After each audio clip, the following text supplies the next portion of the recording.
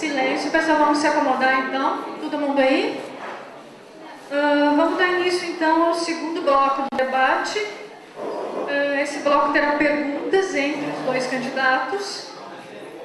As perguntas serão feitas então em até 2 minutos e respondidas em até 4 minutos, com direito à réplica e tréplica de 2 minutos. Cada candidato fará 2 perguntas ao seu concorrente. Vamos sortear então o candidato que fará a primeira pergunta, depois as perguntas serão feitas alternadamente.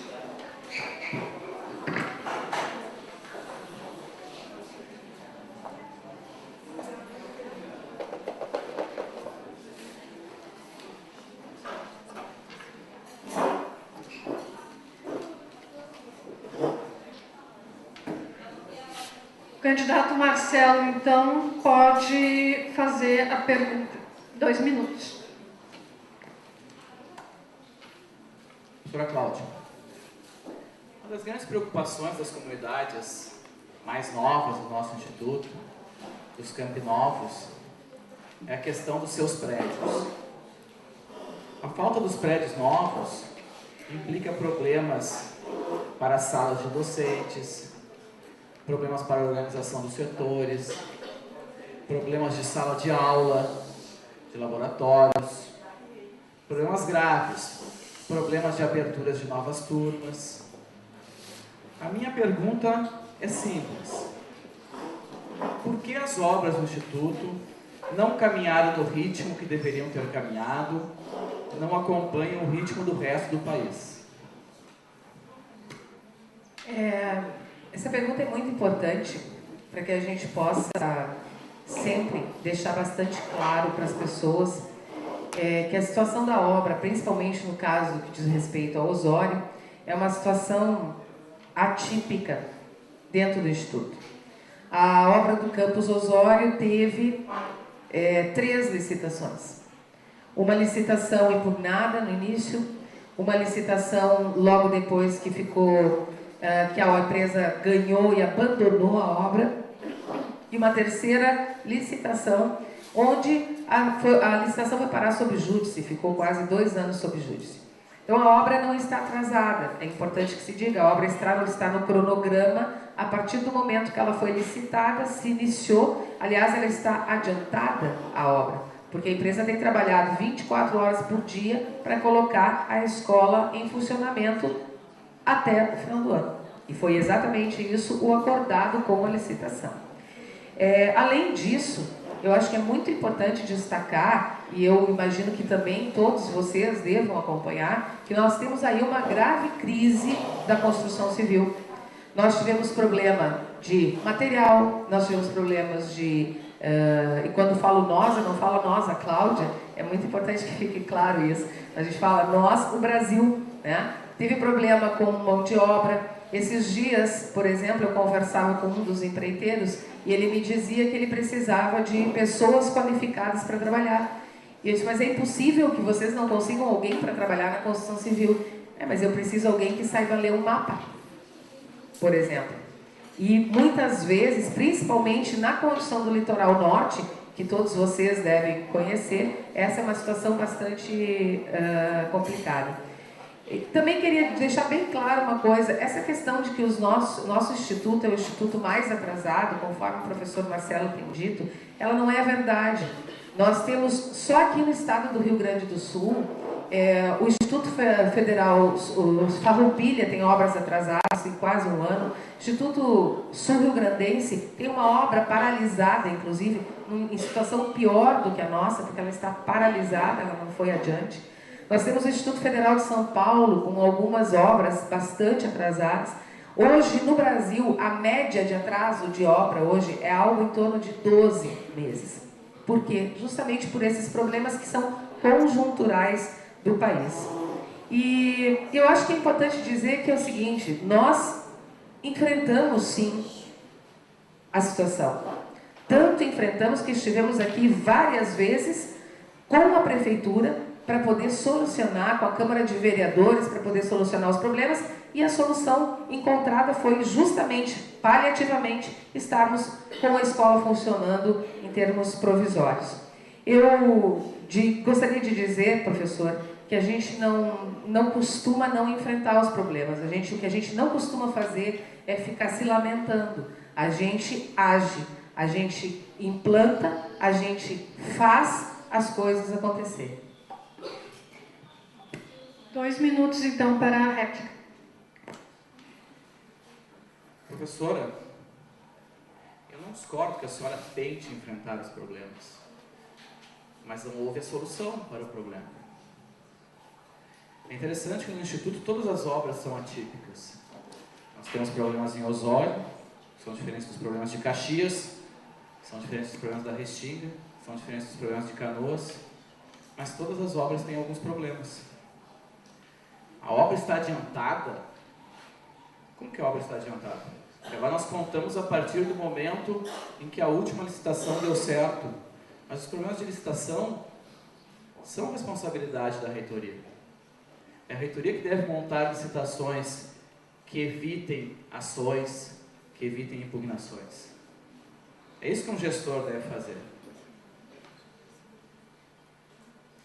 As obras do resto do estado, a senhora citou, por exemplo, em outro debate, que tínhamos problema em Camaquã e Venâncio Aires.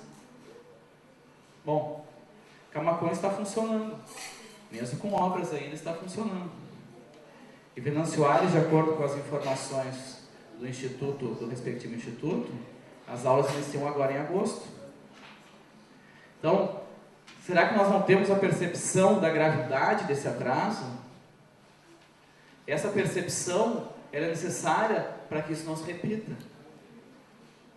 De fato, o que a gente vê no debate é sempre uma intenção de melhorar, mas não a demonstração de que os problemas não houve, de que não houve problemas. O que não é demonstrado no debate é uma justificativa razoável para essas obras não terem acontecido no tempo exato. É este o questionamento que a gente faz. Questionamento tão importante para essas comunidades novas. Candidata, 2 minutos para a tréplica.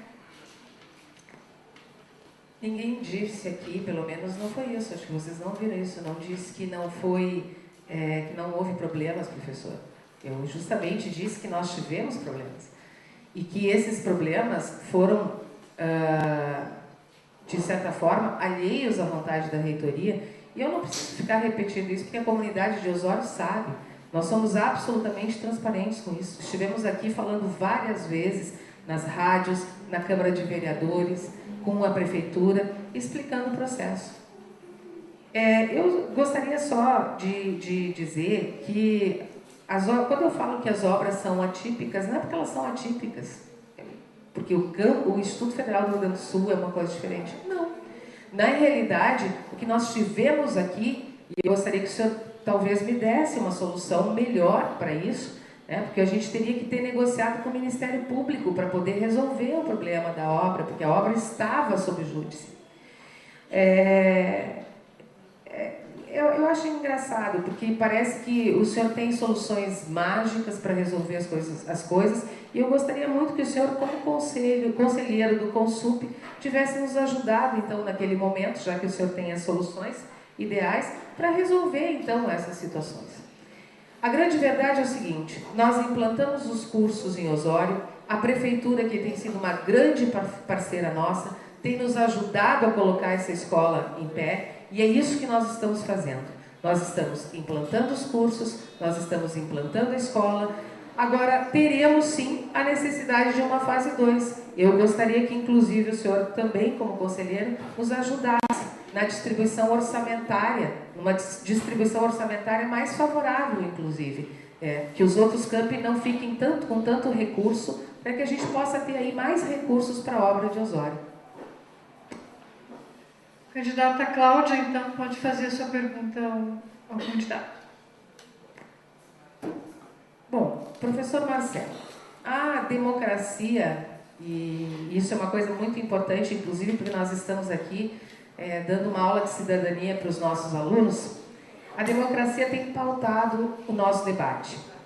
Nós criamos comitês, nós criamos comissões, onde nós justamente procuramos fazer com que todos os nossos segmentos participem dessas comissões. Eu imagino que vocês devam estar acompanhando, por exemplo, o caso do regimento interno. Até porque a reitoria entende que alunos, docentes e técnicos administrativos devem construir juntos essa nova proposta do Instituto. E o exemplo claro disso é a nossa proposta, que quisemos que nós tivéssemos aí 12 debates. Não apenas 2, mas 12 debates. Nós estamos fazendo 12 debates, um em cada campus. Mas eu gostaria de lhe perguntar o seguinte: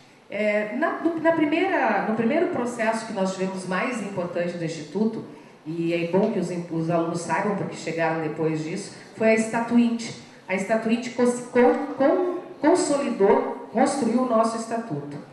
O senhor se posicionou contra a paridade dos segmentos. Ou seja, o senhor defendia que os docentes tivessem 70% do número de cadeiras no Estatuto e os outros segmentos apenas 30%. Eu gostaria que o senhor explicasse essa situação para os nossos alunos e os nossos servidores. 4 minutos para a resposta, candidato. Professora Cláudia, na plenária de aprovação do Estatuto, eu não me posicionei a favor dos 70%. Eu me posicionei junto com o resto da comunidade pela paridade. Durante a construção do processo, sim, eu tinha dúvidas, e tinha dúvidas bastante fortes.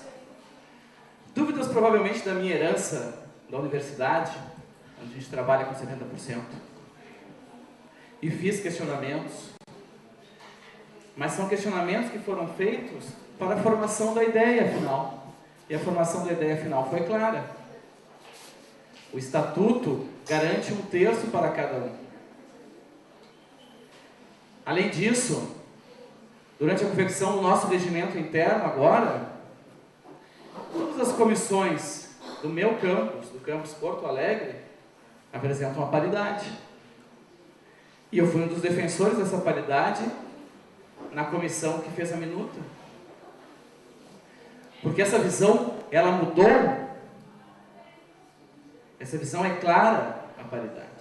O que nós precisamos agora é estabelecer a paridade de fato no Conselho Superior. Porque, infelizmente, embora na votação tenhamos colocado como paritário os segmentos docente, técnico administrativo e discente, deixamos uma brecha, que é a representação dos diretores no Conselho Superior, com a intenção de termos uma representação dos campi. Mas essa representação muitas vezes não acontece. Não acontece, inclusive, porque alguns diretores não são representantes dos seus campi. São indicados pela reitoria. Portanto, eu me sinto muito tranquilo em dizer que eu não tenho problema nenhum em relação à paridade, que a paridade se mostra efetivamente a melhor forma de trabalhar, e que no início do processo de construção do Estatuto, quis debater isso sim. Faz parte do processo democrático debater, faz parte do processo democrático estressar as ideias. Isso não é problema. O que me perturba é manifestações de que, por exemplo, a votação que nós teremos não é a legitimação da gestão anterior. Isso me preocupa a respeito de democracia. O que me preocupa a respeito de democracia é o fato de que alguns campi novos elegem seus diretores e outros não elegem. Isso me preocupa em relação à democracia.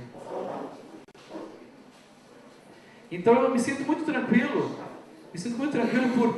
por algum e-mail que eu tenha escrito, que é citado, e-mail particular que é citado, não há problema. Faz parte da vida discutir as ideias, faz parte da vida, inclusive, rever as ideias. E eu me sinto muito tranquilo nesse aspecto, porque participei muito bem da Estatuinte. Tenho orgulho de ter sido um dos membros. Tenho orgulho de termos feito um estatuto que proporciona ao Instituto o seu desenvolvimento. Então, esse ataque em relação ao meu ser democrático ou não, na verdade é uma diversão. É uma diversão para não ficarmos no assunto principal, que é: estamos satisfeitos com a gestão atual? Ela deve mudar? Sim ou não? certamente a próxima gestão, a gestão liderada por mim, será bem mais democrática do que a atual. 2 minutos, candidata, para a réplica. Professor, nós não estamos fazendo nenhum ataque aqui. Nós estamos discutindo uma coisa que é muito importante, que é a posição das pessoas com relação à democracia. Isso é salutar, é importante que os nossos servidores saibam e é importante que toda a nossa comunidade entenda o que a gente pensa sobre o assunto. Que a gente sabe, é isso que nós estamos fazendo aqui.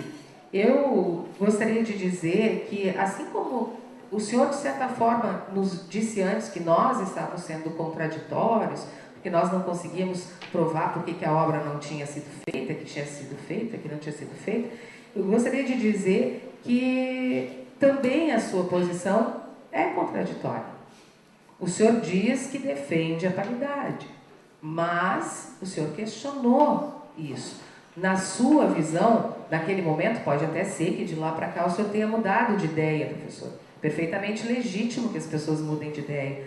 Mas naquele momento, o senhor acreditava sim que a participação igual de alunos, docentes e técnicos administrativos nas nossas comissões inviabilizaria a administração do Instituto. Foi isso que o senhor colocou. E não foi num e-mail particular. Esse e-mail foi um e-mail para toda a comissão. Então, ou seja, essa era uma posição do senhor que era uma posição pública. E isso é importante que a gente discuta, que as pessoas entendam o que a gente está propondo.